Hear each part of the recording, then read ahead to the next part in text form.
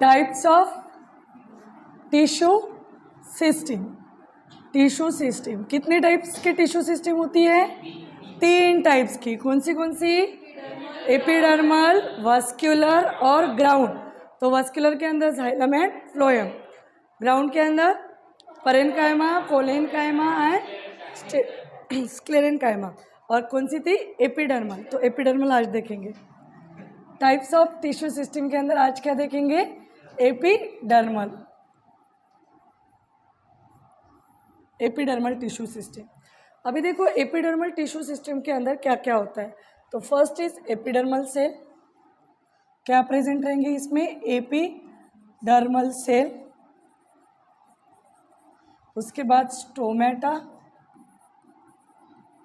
Stomata, and third one is epidermal appendages.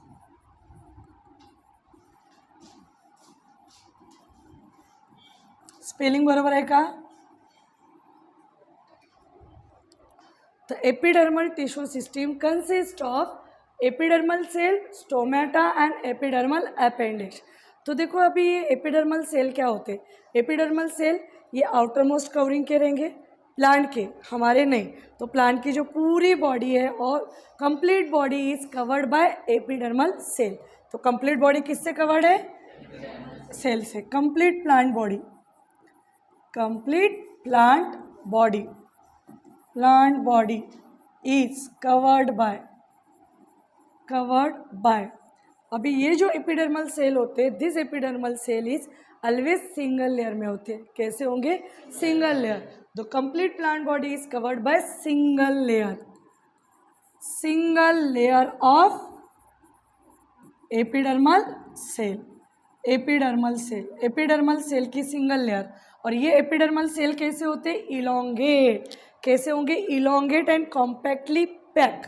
तो suppose ये है हमारे इस तरीके से, ये एपिडर्मल सेल इलोंगेटेड ऐसे, और कैसे है? Compactly pack without intercellular space.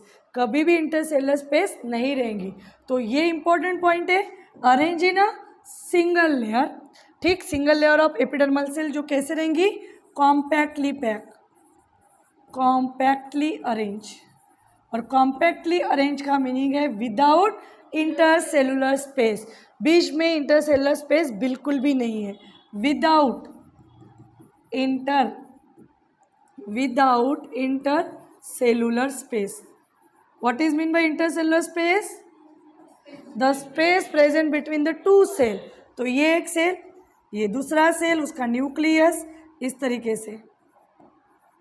ठीक, तो कॉम्पैक्टली थिन साइटोप्लाज्म रहेगा, कॉम्पैक्टली अरेंज। दूसरा point, thin cytoplasm. Cytoplasm thin है, वैक्यूल भी है और न्यूक्लियस भी है। समझ में आ रहा है? नॉर्मली जो सेल होता है वैसे ही रहेगा, बस यहाँ पे साइटोप्लाज्म कैसे रहेगा? थिन। और न्यूक्लियस एंड वैक्यूल क्या प्रेजेंट रहेगा? न्यूक्लियस एंड वैक्यूल भी प्रेजेंट रहेगा। And what is the function? Epidermal cell का फंक्शन क्या है? Protection, covering. ठीक, कवर्ड कर रहे हैं तो वो क्या कर रहे हैं? प्रोटेक्ट कर रहे हैं। तो कवरिंग लिख सकते हैं, कवरिंग। फंक्शन क्या है इसका? Covering.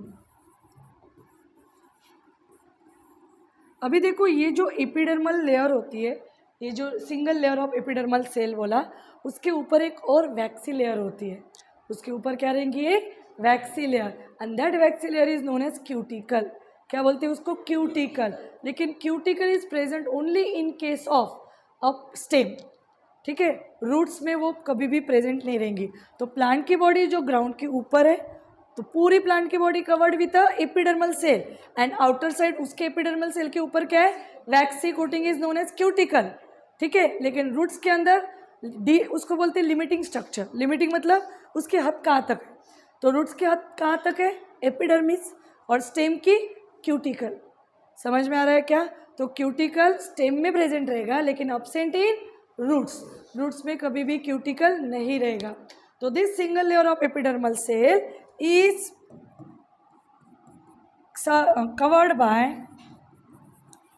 covered by waxy coating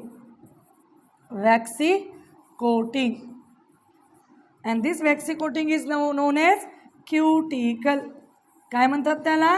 Cuticle. And this cuticle is present only, कहाँ पे present रहेगा?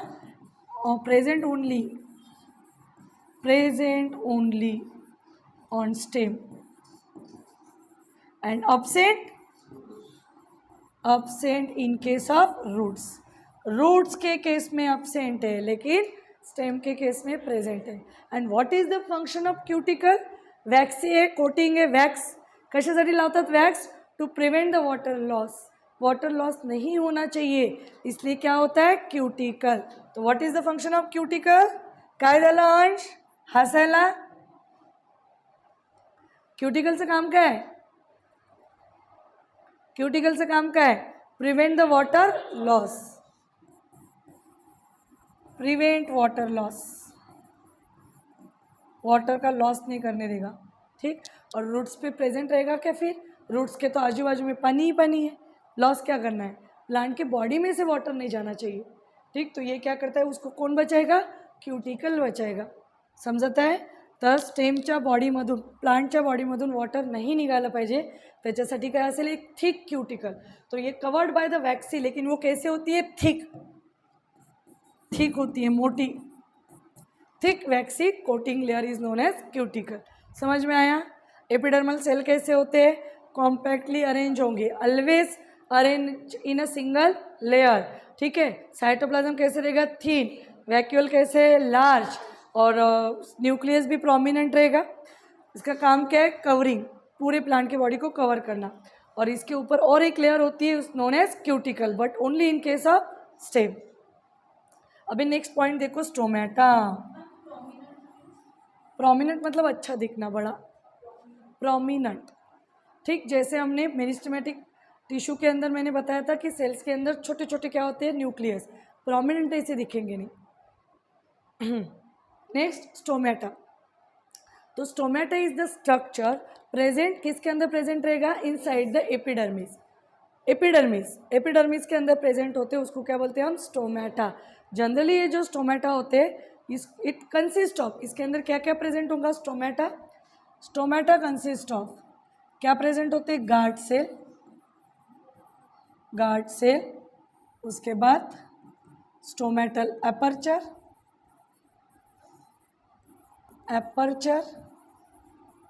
और तीसरा पॉइंट रहेगा सबसाइडरी सेल. Subsidiary cell. तो stomata consist of, stomata actually देखो, स्टोमेटा ये क्या था हमारा? This is epidermis. इस एपिडर्मिस के अंदर, यहाँ पे सपोज मैं एपिडर्मिस निकाल ली हूँ, ये एपिडर्मिस के बीच में क्या प्रेजेंट होते हैं आपके? इस तरीके से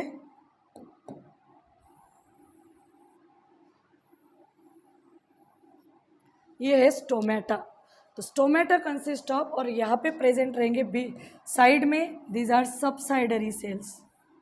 ये क्या है? Subsidiary cells. ठीक है. और फिर साइड में क्या रहेंगे? अगेन आपके एपिडर्मिस. तो ये जो स्ट्रक्चर है stomata, this stomata is inserted और सिचुएटेड किसके अंदर? ये एम्बेडेड इन एपिडर्मिस. तो एपिडर्मिस प्लांट की बॉडी है, प्लांट की कवरिंग है. प्लांट के कवरिंग पे एपिडर्मिस में आपको क्या मिलेंगे? स्टोमेटा मिलेंगे. ठीक. और जनरली इसका जो नंबर होता है, इसका नंबर किस में ज़्यादा होता है? लीव्स के अंदर. Stomatas are present on leaves surface. किसके ऊपर प्रेजेंट है ये? On leaves surface. Leaves surface के ऊपर प्रेजेंट रहेंगे. अभी लीव्स सरफेस मतलब लीफ के ऊपर के सरफेस पे भी रह सकते हैं, नीचे के सरफेस पे भी रहेंगे, लेकिन कहाँ पे प्रेजेंट रहेंगे? एपिडर्मिस के अंदर. ठीक. ऑन द लीव्स, ऑन, या हम ऐसे भी लिख सकते हैं epidermis of leaves.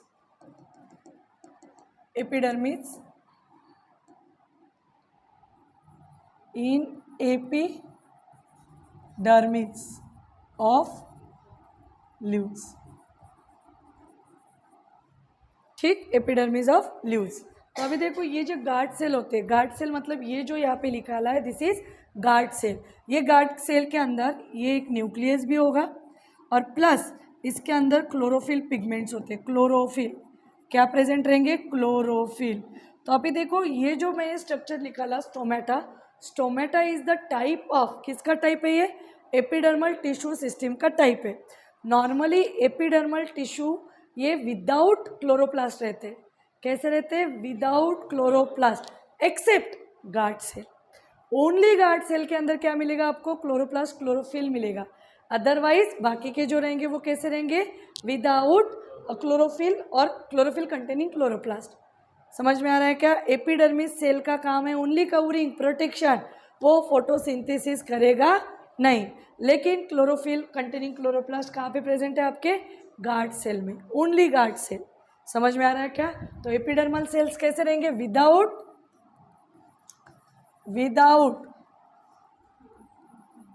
Chloroplast, without chloroplast.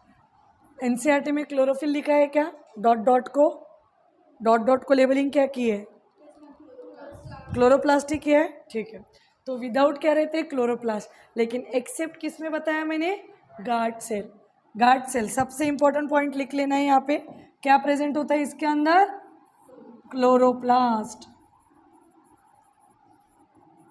प्लास्ट present, बस इसी में रहेगा, बाकी किसी में नहीं रहेगा। न एपिडर्मल सेल्स में, न स्टोमेटल एपरेचर, तो ये तो पोरी है, सबसाइडली सेल भी में नहीं, और एपिडर्मल अपेंडेजेस में भी नहीं। बस खाली किस में प्रेजेंट रहेगा? आपके गार्ड सेल के अंदर, ठीक। एक्सेप्ट गार्ड सेल,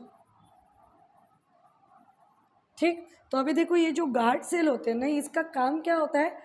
काम से पहले देखते हैं कि ये जो सेल वॉल है, तो ये यहाँ पे जो ये होल दिख रहा है, that hole is known as, या that pore is known as stomatal aperture. इसको हम क्या बोलते हैं? Stomatal aperture. तो this is guard, this is guard. तो ये गार्ड सेल क्या कर रही है? ये है उसका एपर्चर। अभी देखो ये एपर्चर ओपन है कि बंद है? ओपन दिख रहा है ना, मी पाहू शकत आहे ना, ओपन, ठीक है। यदि ये एपर्चर ऐसे क्या हो सकता है? Close, this is close, this is open. तो यहाँ पे जो ये एपर्चर की ओपनिंग एंड क्लोजिंग है, ये कौन रेगुलेट कर रहा है? The closure and opening of stomatal aperture is controlled by guard cell. तो गार्ड सेल का काम ही क्या होता है? गार्ड क्या करते हैं? दरवाज़ा खोलना, बंद करना, गार्ड का काम वही होता है ना। तो यहाँ का जो दरवाज़ा है ये क्लोज एंड ओपन करने का काम कौन करेगा? गार्ड सेल, ठीक। तो दिस गार्ड सेल, अभी इसके लिए क्या ज़रूरी है? इसके लिए उसकी जो सेल वॉल होती है, देखो यहाँ पे जो सेल वॉल होती है, this cell wall is known as inner cell wall, और जो बाहर के होंगे उसको क्या बोलेंगे? आउटर। तो यहाँ पे ये जो इनर सेल वॉल होती है, दिस इज थिक। सारे क्वेश्चंस पूछे जाएंगे, बहुत ही इंपॉर्टेंट है। तो यहाँ वाला जो पोर्शन है, दिस इज थिक, ये क्या है? थिक। तो इनर थिक सेल वॉल, और बाहर की जो है उसको क्या बोलेंगे? Outer thin. ये वाली कैसे है? Outer thin cell wall. तो अभी देखो ठीक है, इसके अंदर क्या होगा? यदि हम मतलब एक्चुअली इसके अंदर पानी भर जाता है, पानी भरने की वजह से वो ठीक है, तो वो ये स्वेल हो जाएगा। लेकिन ये कैसे सेल होगा? बाहर की तरफ। ये जो हमारा सेल है, सेल की जो इनर वॉल है वो कैसी है? थिक। इसके अंदर पानी भर देगा तो ये जो सेल वॉल है ऊपर वाली, वो सेल वॉल क्या होंगी? बढ़ेंगी, फ्लेक्सिबल रहेंगी, तो वो बढ़ेंगी। लेकिन ये बढ़ेगा क्या? नहीं। तो यहाँ पे ये जो एपर्चर ये कैसे हो जाएगा? खुल जाएगा। समझ में आ रहा है? तो खुलने के लिए इसके अंदर पानी भरना चाहिए, और पानी जब भरेगा तो सेल कैसे रहेगा? टर्जिट। टर्जिट मतलब भरा हुआ, पानी से भरा हुआ। तो जब ये गार्ड सेल अपने अंदर वाटर को क्या करते हैं? एब्सॉर्ब करते हैं, and in that case they become, वो कैसे होंगे? Turgid. Guard cell become turgid, और टर्जिट होते ही वो जो गार्ड सेल है, वो जो एपर्चर है, वो क्या हो जाएगा? ओपन।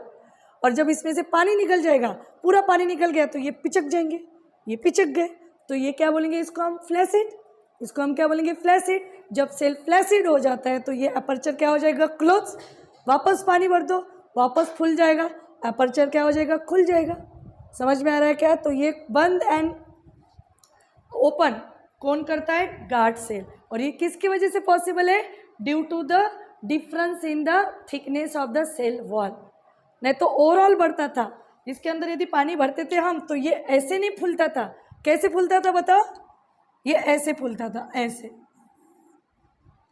इधर से भी भर के पूरा पानी भर गया तो पूरा फूल गया। ये गार्ड सेल इधर ही क्यों फूल रहा है?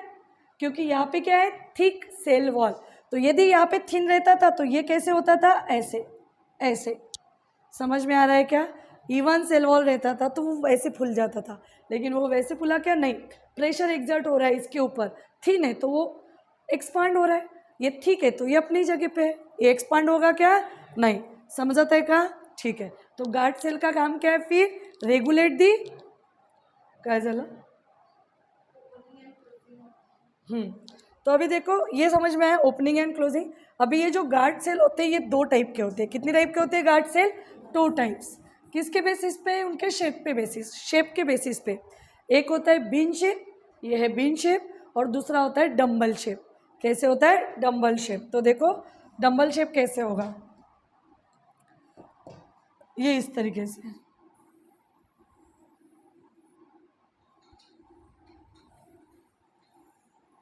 ऐसे डम्बल शेप गार्ड से। यहाँ पे क्या है? Stomatal aperture. तो इसको क्या बोलेंगे? ये जो यहाँ पे दिख रहा है this is stomatal, stomatal aperture. What is mean bye aperture?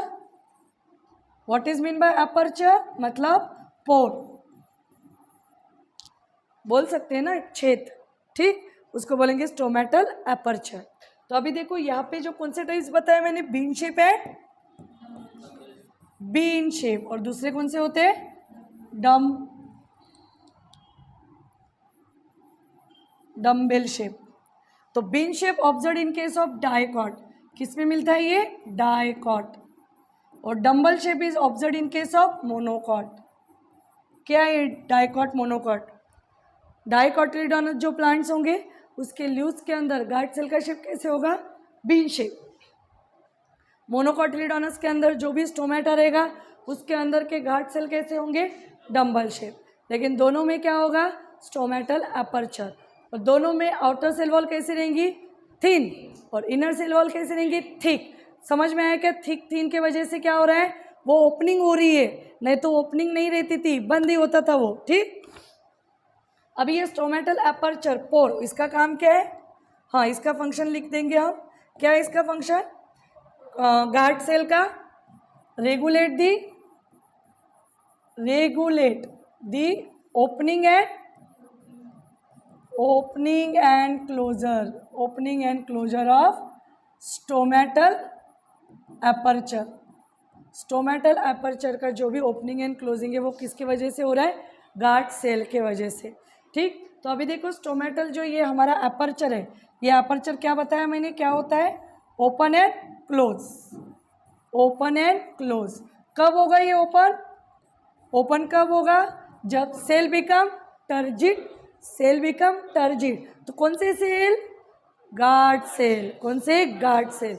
यदि गार्ड सेल क्या होते हैं? गार्ड सेल क्या होंगे? Turgid. What is mean by turgid? फूलना।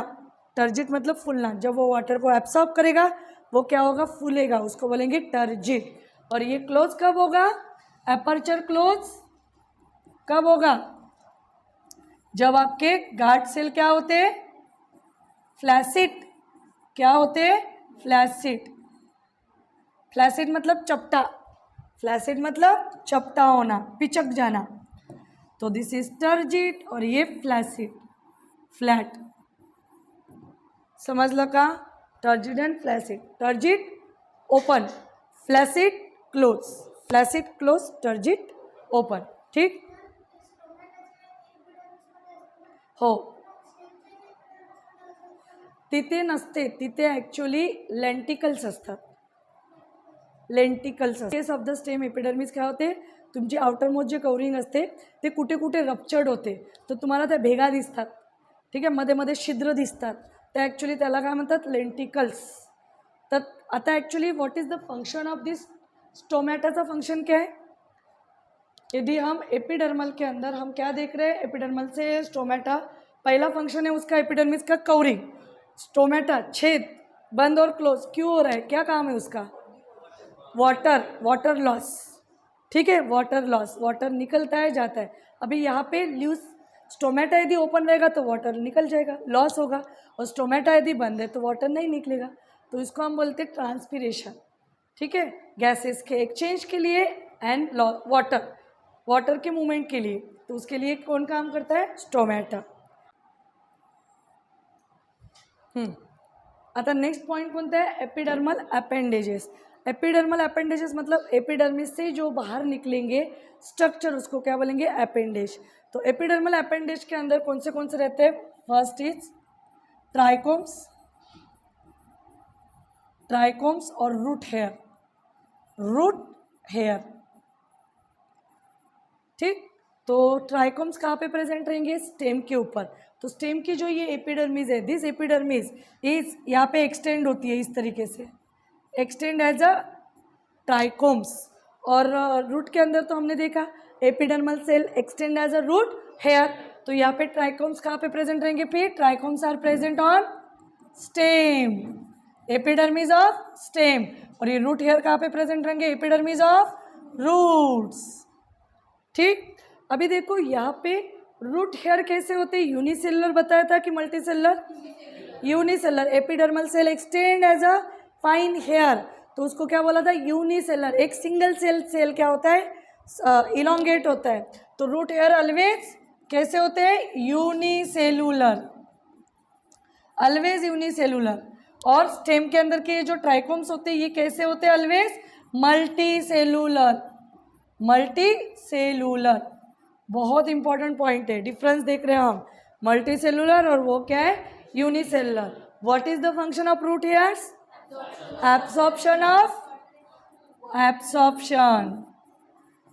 absorption of water and minerals. And what is the function of trichomes, ये क्या करता है, ये दो काम करता है, ट्रांसपिरेशन को प्रिवेंट करता है, water loss, prevent the water loss, इसका काम क्या है, prevent the water loss, prevent water loss को नहीं होने देगा। Plus secretory in nature, secretory मतलब देखो वो कुछ तो भी केमिकल सिक्रेट करता है, वो केमिकल सिक्रेट होती है, वो जो हर्बिवर्स होते हैं जो खाने आएंगे वो खाएंगे ही नहीं, खुजली होने लगेंगी या इचिंग होने लगेंगी तो वो खाएंगे नहीं। तो ऐसे कुछ प्लांट्स होते हैं जिसके ऊपर देखो वाइट कलर के फाइन हेयर्स लाइक स्ट्रक्चर दिखते हैं, मतलब फ्रूट्स के ऊपर भी दिखते हैं, स्टेम के ऊपर दिखता है, और यदि उसको हम टच करते हैं तो फिर हमें खुजली होने लगती है। समझ में आ रहा है, तो प्लांट खुद का प्रोटेक्शन कर रहा है। कोई बोलता प्रोटेक्ट करता है कि जैसे हम हमारी बॉडी को प्रोटेक्ट करते हैं, वो प्लांट को कोई प्रोटेक्ट करता है क्या, हमें हमारे पेरेंट्स लोग प्रोटेक्ट करेंगे, बहुत सारी चीज़ें होती है कि हमें प्रोटेक्शन प्रोवाइड करते हैं, लेकिन प्लांट को खुद का प्रोटेक्शन खुद करना पड़ता है। तो वो क्या करेगा, वो with the help of trichomes. तो यहाँ पे इसका पहला फंक्शन है प्रिवेंट द ट्रांसपिरेशन, मतलब वाटर लॉस नहीं होने देगा, वाटर लॉस। और दूसरा फंक्शन क्या है उसका, सिक्रीशन, तो ट्रांसपिरेशन को हेल्प करेगा और दूसरा है उसका सिक्रीशन। समझ में आ रहा है, तो this is all about the epidermal tissue system. Vascular tissue भी हमारा हुआ, लेकिन वस्कुलर टिश्यू के अंदर क्या आता है, जाइलम एंड फ्लोएम। लेकिन जाइलम एंड फ्लोएम किस तरीके से अरेंज होंगे, तो उसके बेसिस पे, अरेंजमेंट के बेसिस पे देखो कितने टाइप्स के वस्कुलर टिश्यू होते हैं। On the basis of arrangement of xylem and phloem, arrangement के बेसिस पे क्या है, 2 डिफरेंट टाइप्स के टिश्यूज है, वस्कुलर टिश्यू, ठीक। तो अभी पहला वाला कौन सा रहेगा, फर्स्ट इज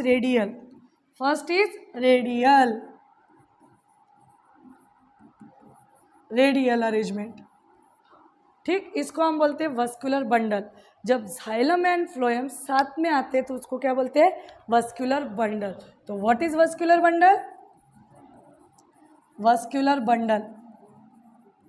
वस्कुलर बंडल किसको बोलेंगे हम, vascular bundle xylem plus phloem को। क्लियर, ठीक। उसके बाद अभी देखो वस्कुलर बंडल के टाइप्स कितने हैं। First is radial, second is कोजॉइंट।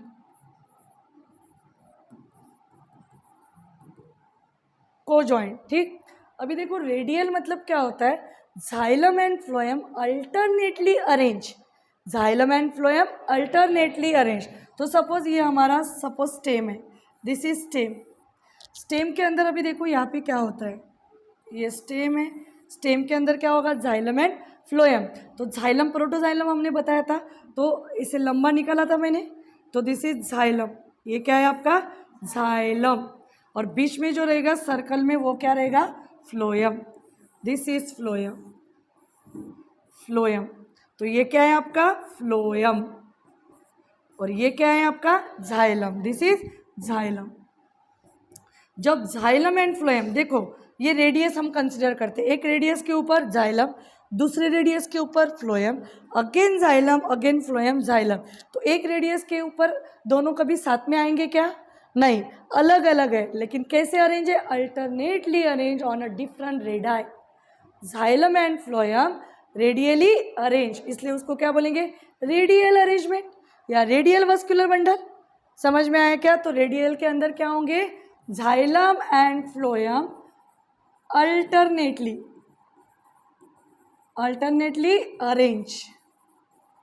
Arrange on different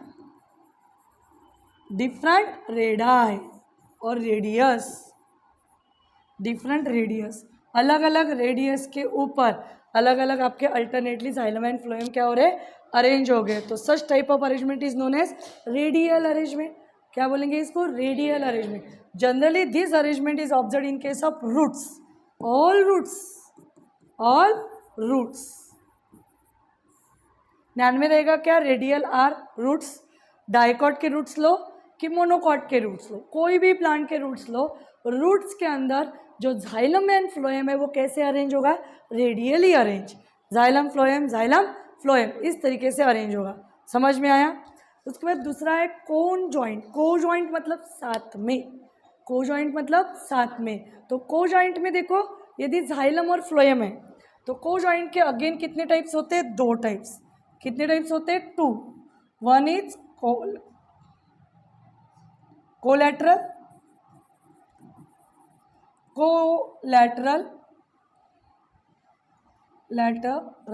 collateral and second is बायकोलैटरल।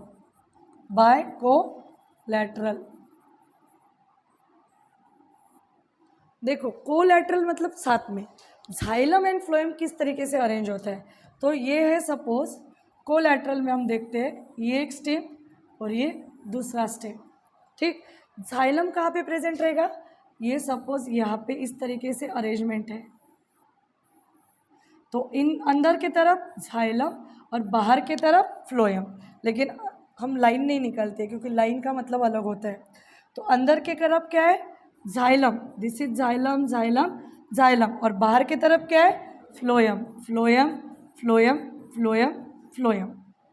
जब एक रेडियस के ऊपर जाइलम एंड फ्लोएम, एक ही रेडियस के ऊपर जाइलम एंड फ्लोएम क्या होंगे, साथ में यदि है तो उसको क्या बोलेंगे, कोलैटरल। को जॉइंट मतलब साथ में, तो साथ में अलग अलग हो सकते हैं, जाइलम और फ्लोएम रहेंगे तो कोलैटरल। बायकोलैटरल के अंदर क्या होता है, xylem is sandwich between the phloem. क्या बताया, xylem is sandwich between the phloems. तो देखो यहाँ पे ये जाइलम बीच में है बेचारा, बीच में फंस गया, किसके बीच में फंस गया, फ्लोएम के बीच में, दो फ्लोएम, इधर इधर phloem phloem phloem phloem phloem, एक ही रेडियस के ऊपर, दोनों भी साथ में ही हैं, लेकिन इसलिए इसको किस में लिखा, कोजॉइंट के अंदर लिखा। लेकिन यहाँ पे एक रेडियस के ऊपर दोनों हैं, यहाँ पे एक रेडियस के ऊपर तीन है, मतलब बीच में जाइलम है, आजू बाजू में क्या है, फ्लोएम है, उसको क्या बोलेंगे, बाय कोलैटरल। समझ में आया क्या, तो this is collateral, bicollateral. अभी देखो बाय कोलैटरल के अगेन दो टाइप्स होते हैं, कोलैटरल के क्या होते हैं, अगेन दो टाइप्स, तो वो कौन से होंगे, open and close, open and close, open and close. Open and close किसके बेसिस पे होता है कि इन दोनों के बीच में यदि पार्टीशन है और वो पार्टीशन कैम्बियम रिंग का है, कैम्बियम दोनों के बीच में पार्टीशन, और पार्टीशन किसका, कैम्बियम रिंग का यदि है तो उसको बोलेंगे ओपन, और उनके बीच में यदि पार्टीशन ही नहीं है तो उसको क्या बोलेंगे, क्लोज। तो अभी मुझे बताओ ये ओपन है कि क्लोज है। पार्टीशन यदि है इन किसके फॉर्म में, in the form of cambium, तो वो क्या है, ओपन, और यदि नहीं है तो वो क्या है, क्लोज। तो अभी बताओ ये ओपन है कि क्लोज है, क्लोज। पार्टीशन है क्या, नहीं, तो ये कौन सी डायग्राम है फिर, दिस इज क्लोज। और ओपन की डायग्राम कैसे निकालोगे, ओपन की, यहाँ पे जाइलम फ्लोएम के बीच में क्या है, कैम्बियम रिंग, ये है कैम्बियम रिंग, ये बीच में आ गई कैम्बियम रिंग, ठीक। और जाइलम कहाँ पे रहेगा ऑलवेज, जाइलम कहाँ पे रहेगा, इनर साइड, इन साइड। ये लोकेशन भी बहुत इंपॉर्टेंट है, ऐसे ही नहीं निकालना है कहीं पे भी कुछ, जाइलम अंदर, फ्लोएम बाहर, और उनके बीच में कैम्बियम रिंग प्रेजेंट है तो उसको क्या बोलेंगे, open. Cambium ring, cambium ring is present, और यहाँ पे कैम्बियम रिंग इज absent। समझ में आया। तो दिस इज क्लोज, और ये डायग्राम किसकी है, ओपन की। और यहाँ पे जो ये पार्टीशन है, this partition is cambium ring. अभी ये क्या होता है कैम्बियम रिंग, वो मैं बाद में बताती हूँ, लेकिन यहाँ तक समझ में आया। तो generally cambium ring is responsible for secondary growth. किसके लिए रिस्पॉन्सिबल होती है, secondary growth, secondary growth. And what is mean by secondary growth, increase in girth, plant का यदि गर्थ बढ़ाना है तो उस टाइम पे वो प्रेजेंट रहेगा। दिस ओपन, अभी देखो अच्छे से समझो, ओपन कोलैटरल कोजॉइंट, क्या बोला मैंने, open collateral conjoint, such type of arrangement is observe in case of dicot plant. किस में मिलती है, डाइकॉट प्लांट, किस स्टेम के अंदर, किस में मिलेंगी, स्टेम। तो एंजियोस्पर्म, एंजियोस्पर्म में कौन से, डाइकॉट, और जिम्नोस्पर्म में कौन सी रहेंगी, ओपन कोलैटरल कोजॉइंट, ठीक। और यहाँ पे ये क्लोज है, क्लोज, तो यहाँ पे क्लोज है मतलब कैम्बियम रिंग रहेंगी क्या, नहीं, कैम्बियम रिंग नहीं है तो सेकेंडरी ग्रोथ होंगी क्या, नहीं, और सेकेंडरी ग्रोथ नहीं है और प्लस कोलैटरल है, तो such type of arrangement is observe in case of ल्यूज, monocot stem and ल्यूज, monocot stem and ल्यूज। तो जनरली कोजॉइंट किस में रहती है, स्टेम में।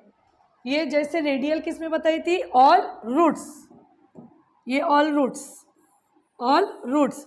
कोजॉइंट किस में रहती है, all stem, all stem, stem के अंदर ये होगा। लेकिन ओपन कोलैटरल कोजॉइंट, क्या लिख रही हूँ मैं, देखो, ओपन कोलैटरल कोजॉइंट,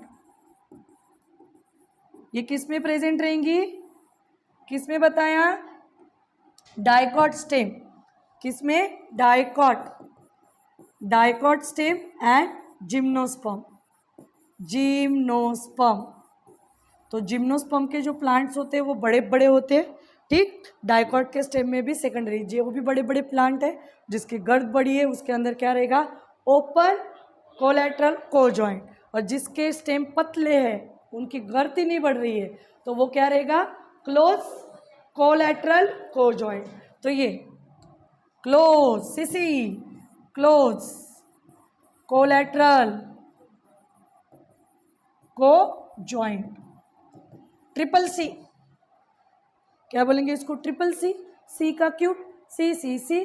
और ये किस में मिलता है, observe in case of monocot stem, monocot stem. आणि ल्यूज पण लिहित है ना, प्लस ल्यूज, ल्यूज देखिए क्या बड़ी है, सेकेंडरी ग्रोथ हो रही है उसमें, है मोटी हो रही है ल्यूज, ऐसे होता है क्या, सेकेंडरी ग्रोथ ही नहीं होती इसलिए ल्यूज की जो भी गर्थ है वो नहीं बढ़ती है, समझ लो। तो मोनोकॉट स्टेम एंड ल्यूज, उसके अंदर क्या रहेंगे, सच टाइप ऑफ अरेंजमेंट। अभी जैसे मैंने मॉर्फोलॉजी के अंदर आपको पूरी पहले कैरेक्टरिस्टिक्स बता दी थी, फिर हमने फैमिली देखी थी, अभी यहाँ पे हम पूरी कैरेक्टरिस्टिक्स देख रहे हैं, कैरेक्टरिस्टिक्स। बाद में हम डायरेक्ट रूट लेंगे, स्टेम लेंगे और लीव्स देंगे, और फिर मैं पूछूंगी कि स्टेम के अंदर कौन सी अरेंजमेंट है, लीव्स के अंदर क्या है, रूट्स के अंदर। समझ में आ रहा है? तो ये अच्छे से समझना है। तो जैसे exarch condition is observe in case of, exarch मतलब protoxylem is present towards the periphery, और एंडार्च मतलब protoxylem is present towards the inner side. Exarch observe in case of roots, endarch in case of stem. तो वो किसकी arrangement थी? Protoxylem and metaxylem की। ये किसकी अरेंजमेंट है? जाइलम एंड फ्लोएम की। तो अरेंजमेंट ऑफ वस्क्यूलर बंडल, ये किसकी अरेंजमेंट है? Vascular bundle. ये इंपॉर्टेंट है, ये वाला वस्क्यूलर बंडल। ये एक मिनट,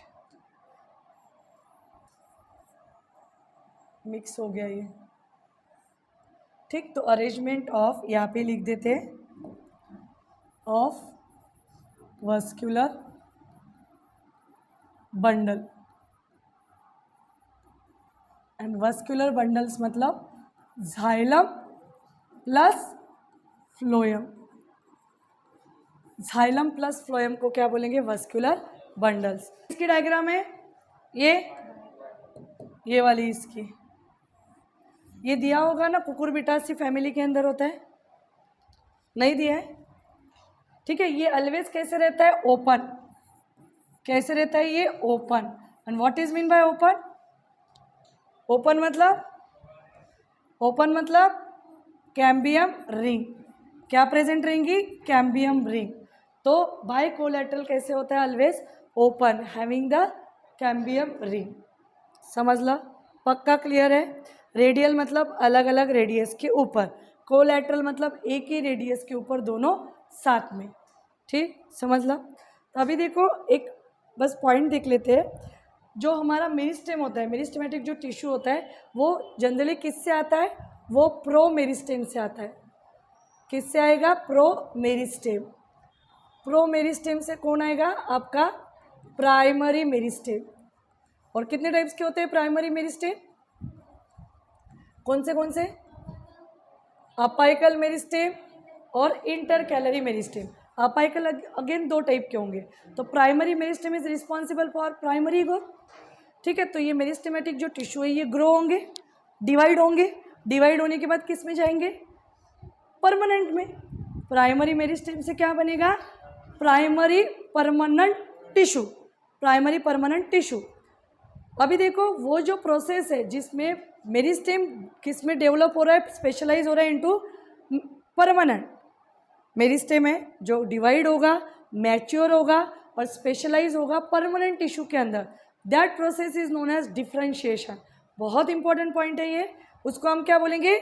डिफ्रेंशिएशन। तो प्राइमरी मेरिस्टेम किस में डेवलप हो रहा है? इनटू परमानेंट,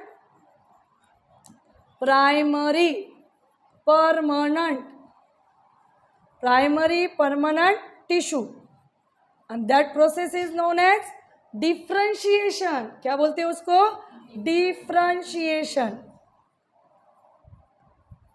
मतलब डिफ्रेंशिएट होना। क्यों? क्योंकि मेरिस्टेम खुद क्या है? अनडिफ्रेंशिएटेड। और परमानेंट टिश्यू कैसे होते हैं? डिफ्रेंशिएटेड। पहली बार ही बताया था मैंने मेरिस्टेम टिश्यू और परमानेंट टिश्यू। तो मेरिस्टेम होंगे अनडिफ्रेंशिएटेड, कोई भी फॉर्म में जा सकते हैं, और परमानेंट वाले कैसे रहेंगे? डिफ्रेंशिएटेड। उनको एक स्पेशलाइज रोल मिल गया, अभी वो कुछ नहीं हो सकता है, उनको वही काम करना है। यदि उसको बोला तुझे एपिडर्मिस बनना है तो तुझे एपिडर्मिस, उसको एपिडर्मिस मतलब कवरिंग ही करना पड़ेगा, वो जाइलम का काम नहीं कर सकता है। तो ये कौन से प्रोसेस से बन रहा है? डिफ्रेंशिएशन से। अभी प्राइमरी ग्रोथ ही करनी है क्या प्लांट को? तो सेकेंडरी ग्रोथ करनी पड़ेगी। सेकेंडरी ग्रोथ के लिए अगेन कौन लगेगा? मेरिस्टेम। सेकेंडरी ग्रोथ के लिए क्या लगेगा? मेरिस्टेम। तो ये जो प्राइमरी परमानेंट टिश्यू होते हैं, जो परमानेंट है, परमानेंट के अंदर एक एक्सेप्शन होता है, परेनकाइमा। परमानेंट के अंदर परेनकाइमा खुद क्या है? परमानेंट, लेकिन वो उसके पास क्या होती है? मेरिस्टेमेटिक पोटेंशियल होता है। वो खुद किस में जा सकता है? अगेन मेरिस्टेमेटिक बन सकता है। वो क्या बन सकता है? मेरिस्टेमेटिक। तो हम कंसिडर करते हैं कि एक मूवी चल रही है, मूवी के अंदर डायरेक्टर ने क्या कर दिया? खुद को पहले तो बोल दिया कि मुझे हीरो का रोल परफॉर्म करना है, लेकिन वो अपना रोल चेंज कर सकता है क्योंकि वो डायरेक्टर है, उसको ही उस सारी मूवी चलानी है तो कुछ भी कर सकता है। तो यहाँ पे परमानेंट तो डिफरेंशिएशन से तो परमानेंट टिश्यू बन गए, लेकिन कुछ परमानेंट टिश्यू के पास क्या होती है, मेरिस्टेमेटिक पोटेंशियल होता है, तो उससे क्या बनेंगे, सेकेंडरी मेरिस्टेम। उससे क्या बनेंगे, सेकेंडरी मेरिस्टेम। तो प्राइमरी मेरिस्टेम के एग्जाम्पल लिख लेते हैं। व्हाट इज द कौन से होते हैं, which are those, apical and intercalary. Intercalary बरोबर। उसके बाद डिफरेंशिएशन से क्या बना, प्राइमरी परमानेंट टिश्यू बन गया। चलो परमानेंट टिश्यू बन गया, परमानेंट टिश्यू से क्या बोला मैंने, क्या बनाना है हमें, सेकेंडरी मेरिस्टेम। इससे बनाना है सेकेंडरी मेरिस्टेम, और that process is known as, देखो वो खुद डिफरेंशिएट हो चुका था, डिफरेंशिएशन से बना था, लेकिन अभी खुद क्या हो रहा है, डी डिफरेंशिएट। क्या हो रहा है, डी डिफरेंशिएट। ऑलरेडी डिफरेंशिएटेड है, बोल दिया था कि तुझे वो रोल परफॉर्म करना है, लेकिन अगेन क्या बन रहा है, मेरिस्टेमेटिक बन रहा है, तो that process is known as dedifferentiation. क्या बोलते हैं उसको, डी डिफरेंशिएशन। समझ में आया क्या, परमानेंट से मेरिस्टेमेटिक बनना, नॉर्मली मेरिस्टेमेटिक से परमानेंट जो बनता है that process is known as differentiation. Permanent से अगेन मेरिस्टेमेटिक बनना, that process is known as dedifferentiation. चलो इसके एग्जाम्पल बताओ सेकंडरी मेरिस्टेम के। चला मॅडम सांगा, चुप बसा, या मॅडम सांगते सेकंडरी मेरिस्टेमचं एक्झाम्पल, लॅटरल मेरिस्टेम. आणि इथे कोणतं एक्झाम्पल सांगितलं होतं, प्रायमरी परमनंट टिश्यू. हां काय सांगितलं होतं, प्रायमरी परमनंट टिश्यू कोण आहे की जो मेरिस्टेमॅटिकमध्ये कन्वर्ट होऊ शकतो, परेनकायमा. परेनकायमा ये अकेला ऐसे परमानेंट टिश्यू है कि जो मेरिस्टेमेटिक पोटेंशियल क्या कर सकता है, रिगेन कर सकता है. तो प्राइमरी परमानेंट से अगेन मेरिस्टेमेटिक, और मेरिस्टेमेटिक से क्या बनेगा अभी, सेकेंडरी परमानेंट टिश्यू. ठीक, क्या बनेगा, सेकेंडरी परमानेंट टिश्यू. तभी जाके तो ग्रोथ होंगी ना प्लांट की. सेकेंडरी ग्रोथ बढ़ाना है तो क्या बनाना पड़ेगा, परमानेंट टिश्यू बनाना पड़ेगा. तो ये यहाँ से क्या बनेंगे, secondary permanent tissue. Secondary permanent tissue अभी कौन से प्रोसेस से, नॉर्मली डिफरेंशिएशन से होता है, लेकिन यहाँ पे वापस हो रहा है रीडिफरेंशिएशन. नॉर्मली मेरिस्टेम से परमानेंट बनता है डिफरेंशिएशन से, लेकिन यहाँ पे एक बार डिफरेंशिएशन हो रहा है क्या, नहीं, वापस से हो रहा है, इसलिए उसको क्या बोलेंगे, रीडिफरेंशिएशन. रीडिफरेंशिएशन. समझ में आया क्या, ये क्या चल रहा है picture, differentiation, D differentiation and रीडिफरेंशिएशन. तो रीडिफरेंशिएशन मतलब सेकेंडरी मेरिस्टेमेटिक टिश्यू से क्या बनना, सेकेंडरी परमानेंट बनना. डी डिफरेंशिएशन मतलब परमानेंट, प्राइमरी परमानेंट से मेरिस्टेम बनना, मेरिस्टेम बनना, तो उसको क्या बोलेंगे, डी डिफरेंशिएशन. और व्हाट इज डिफरेंशिएशन, मेरिस्टेम से परमानेंट बनना तो डिफरेंशिएशन, और मेरिस्टेमेटिक बनना है तो डी डिफरेंशिएशन, वापस परमानेंट बनना है तो री डिफरेंशिएशन. समझ लो. तो यहाँ पे फिर नेक्स्ट जो पॉइंट है वो कल देखेंगे.